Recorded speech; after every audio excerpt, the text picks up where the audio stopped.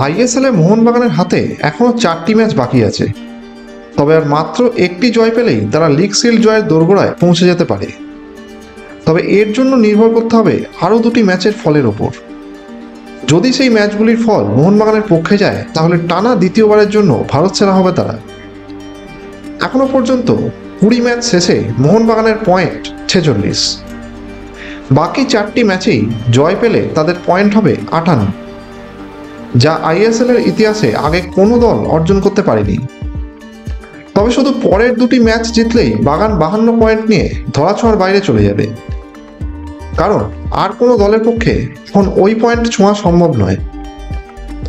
বর্তমানে গোয়া 19 ম্যাচে 36 পয়েন্ট নিয়ে দ্বিতীয় স্থানে রয়েছে। তাদের হাতে 5টি ম্যাচ বাকি। সবকটি জিতলেও তারা সর্বোচ্চ 51 পয়েন্টে পৌঁছতে পারবে। অন্যদিকে জামশেদপুর 19 ম্যাচে 34 পয়েন্ট নিয়ে তৃতীয় স্থানে। তারা বাকি 5টি ম্যাচ জিতলেও সর্বোচ্চ 49 পয়েন্ট সংগ্রহ করতে পারবে। বাকি 10টি দলের পক্ষে লিগ শিল্ড জেতার কোনো সম্ভাবনাই নেই। এখন প্রশ্ন, মোহনবাগান কি আগেই ভারত সেরা হয়ে যেতে পারে? শনিবার কেরল ব্লাস্টার্সের মাঠে খেলতে নামবে সবুজ বেলুন বাহিনী। তবে তার আগে গুরুত্বপূর্ণ 2টি ম্যাচ রয়েছে। বুধবার গোয়া খেলবে মুম্বাইয়ের বিরুদ্ধে এবং বৃহস্পতিবার জামশেদপুর মুখোমুখি হবে নর্থ ইস্টের। গোয়ার সামনে কঠিন পরীক্ষা, কারণ মুম্বাই যদিও এই মরশুমে দুর্বল পারফর্ম করেছে, তবুও তারা আগের চ্যাম্পিয়ন দল। তার উপর ম্যাচটি মুম্বাইয়ের ঘরের মাঠে, যেখানে গোয়ার জন্য কাজটা সহজ হবে না। অন্যদিকে জামশেদপুরকেও কঠিন পরীক্ষার মধ্যে দিয়ে যেতে হবে, কারণ প্রথম লেগে নর্থ ইস্ট তাদের 5-0 গোলে বিধ্বস্ত করেছিল। যদি গোয়া মুম্বাইয়ের কাছে হেরে যায় তাহলে তাদের পয়েন্ট হবে 20 ম্যাচে 36 এবং তারা সর্বোচ্চ 48 পয়েন্টে পৌঁছে যেতে পারবে।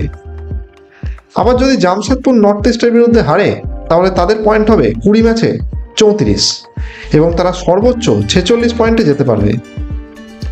এই অবস্থায় যদি মোহনবাগানের শনিবার কেরলকে হারাতে পারে এবং তার আগে গোয়া ও জামশেদপুর নিজেদের ম্যাচ হেরে বসে, তাহলে আর কোনো হিসেব রাখার দরকারই থাকবে না। মোহনবাগান 3 ম্যাচ বাকি থাকতেই লিগ শিল্ড নিশ্চিত করে ফেলবে। তবে যদি গোয়া জিতে যায় তাহলে বাগানকে আরও একটা ম্যাচ অপেক্ষা করতে হবে ট্রফি নিশ্চিত করার জন্য। সব মিলিয়ে মোহনবাগানের সামনে সুবর্ণ সুযোগ। তারা কি আগেই ভারত সেরা হয়ে যাবে নাকি অপেক্ষা বাড়বে? সব প্রশ্নের উত্তর পাওয়া যাবে আগামী কয়েকদিনের মধ্যেই।